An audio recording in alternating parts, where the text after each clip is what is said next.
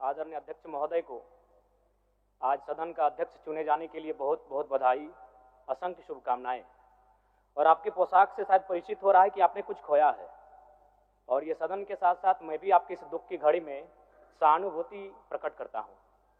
अध्यक्ष महोदय, तमाम विपक्ष के साथियों ने विशेष बात को रखा कि जो सरकार होती है संभवतः उनसे अगर कुछ त्रुटि हो भी जाती है तो उसके बचाव में खड़ी अपने आप को पाती है। तो इसलिए अगर आप वास्तव में अगर झारखंड राज्य की समस्याओं से परिचय होना चाहते हैं तो आपको विपक्ष में बैठे और नए विधायक जो चुनकर आए हैं उन्हें आपको बेहतरीन अवसर देने का प्रयास करना होगा। अध्यक्ष महोदय, अगर आपकी व्यक्तिगत बात कही जाए तो आपकी कुशलता की, आपकी योग्यता की, आपकी निपुणता की पूरा राज्य प्रशंसा करता है, लेकिन हमें लगता है कि अपने व्यक्तिगत विषयों से हटकर हमें आज राज्य के जो ज्वलंत मुद्दे हैं उन पर भी अपने ध्यान आकृष्ट करने की आवश्यकता है। अध्यक्ष महोदय, मैं झारखंड लोकतांत्रिक क्रांतिकारी मोर्चा अपने पूरे संगठन की ओर से आपको बधाई देता हूं और आपसे विशेष मांग करता हूं, चूंकि मैं जिन परिस्थितियों से यहां से चुनकर आया हूं, कहीं ना कहीं राज्य के शोषित वंचित लोगों की एक बहुत बड़ी अपेक्षाएं हैं।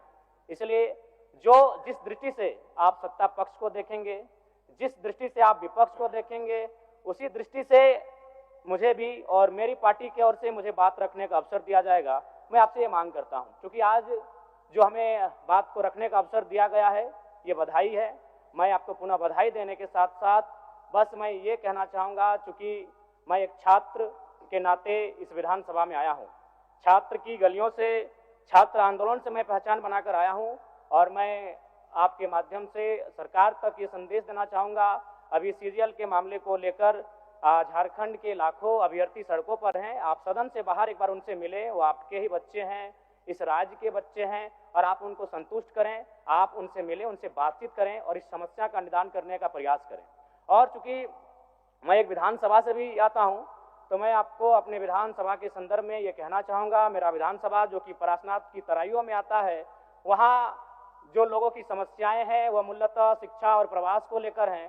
तो आपसे हमारी मांग होगी कि वहाँ शैक्षणिक हब में हमारे विधानसभा को तब्दील किया जाए, और साथ ही जो प्रवास की समस्या है, मैं इसलिए इस विषय को कहूँगा, मैं थोड़ा समय लेकर, कि आज देखिए इस सदन की बात करें तो कहीं ना कहीं हम लोग एक परिवार हैं और परिवार के नाते आज इस सदन में बैठे हैं।